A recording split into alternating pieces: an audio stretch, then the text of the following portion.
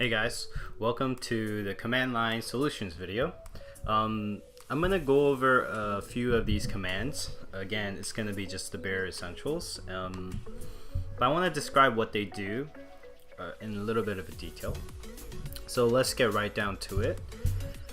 So if you look on the left side of my screen, if you look at this window right here, this is bash. This may look a little bit different than your terminal, which is terminal right here, which ships with Apple.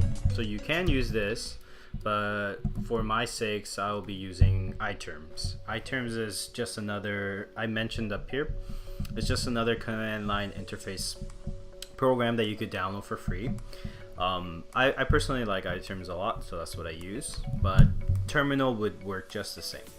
So what you see here is, if I go into my root, this is my root directory, and essentially if I open that up, it's just a directory folder, right? It's just where my root of my command line is located, and you could check where that root would be. I believe in preferences here.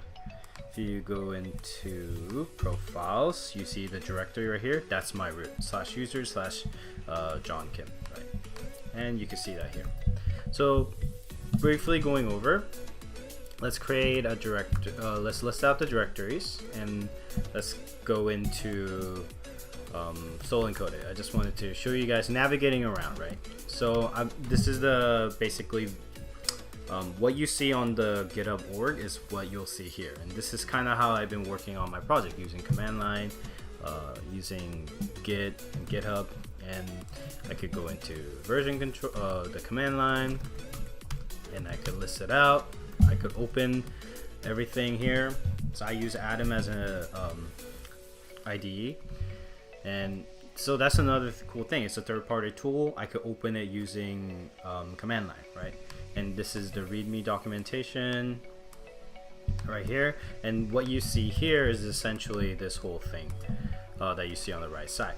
I'll show you how to do that on another tool, but it's just a quick example that why command line is so cool and powerful.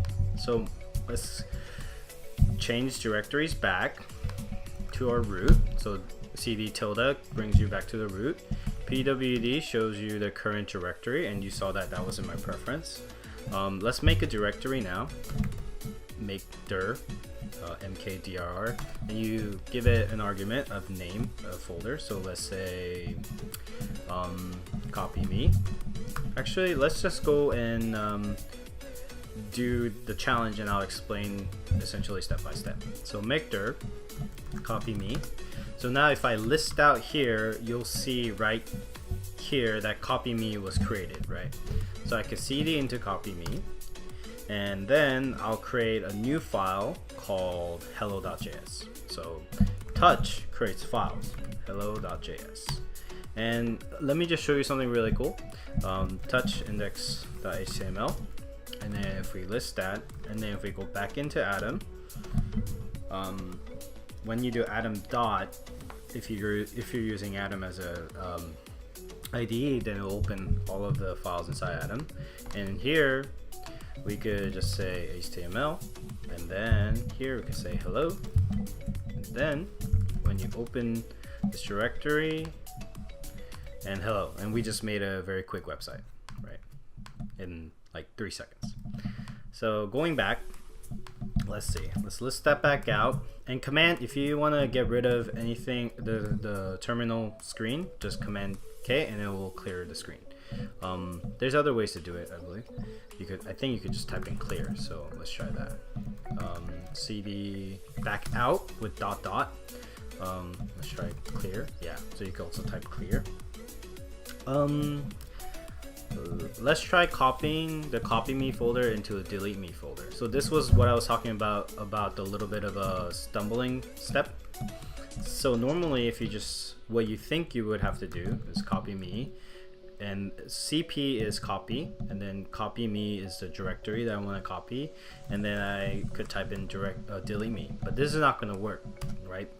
Mainly because there's files inside of copy me, so you have to recursively copy everything. So you would say something like -r, the flag, -r, which says recursively copy, and you could type in copy me, and then you have to say current directory and then name the directory. So dot usually means current directory, right? So if you list it out, you'll see that I've created the delete me right here. So if I go into delete me, you'll see that hello.js and index file that I created in copy me. But let's say if you want to delete these individual files, you could just do rm for remove, and then now if we list that again, it's gone. So let's go back. Here's another little tip in the stumbling block. Let's say that I want to remove everything from delete me, so I do rm delete me. This shouldn't work because again there's files inside of delete me, so you have to do rm-rf, which is recursively enforce, and then delete me, and then that gets rid of the delete me file. So you see it's no longer there. So let's go back into copy me. And another tip that I wanted to give you guys is called tab completion. So if you look here, sometimes you might have noticed that things are just popping in, right? Without me typing, or I'm like really fast at typing. When that's not the case. So if you do cd or any command and then there's a valid completion of your word, the word that you're trying to type. So let's S, right? There's only one word that starts with S, and if you hit tab, it will complete that for you. So get really good at tab completing. Sometimes you'll be like, why can't I tab complete this? It's just probably you misspelled it, or it's just not available, right? And if there's something like M, there's two M's, right? It's not gonna copy tab complete, but it will show you which ones are available, so you can do that. And then you can go into movies or something like that. So let's just quickly get rid of copy me, and now we're back to square one essentially. Let's go into Vim very quickly and briefly, just to describe what Vim is, because Vim could be kind of, it's very daunting. There's some interesting tools that you could use to learn it. I'll link them on another video, but so let's try using the manual command, right? So going back up here, you can see that I have the manual command listed here. So if you see man for manual and then cd, it'll open up this huge kind of like documentation on what the cd command is, right? And you'll see down here, it may be hard to see, but there's this little colon right in the prompt, and you could type a bunch of stuff in there, and then you'll see that things are jumping around. It's because you're not really, this is the old virtual editor, and normally there was no mouse. Of course there's some niceties with the modern browser and modern terminals, how you can just scroll using the mouse wheel, but generally you're supposed to use Vim controls. So Vim J is to go down, K is to go up, H is to go left, and then L is to go right. So these are Vim commands, and you don't really need to know how to do this, but I just want you to know that J, you could push J to go down and read, scroll down, and K is to go scroll up, and then when you need to quit, do :Q. It's just a command to quit out. Yeah, it's a really bad explanation of what Vim is, and I will thoroughly go over it in another tutorial. But for our purposes, there's a joke about how do you close Vim, because a lot of people don't know how to close Vim. But just a little tidbit on that, and that's pretty much what command line is. There's not much to it. On average, I use probably the change directory like so much more than anything else. I still every now and then, if I want to move files, I just kind of drag and move files, you know, like I don't use command line for everything.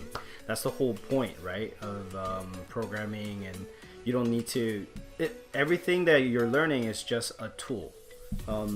You know, and being a good engineer is just having a lot of tools that you know how to use very well, just like any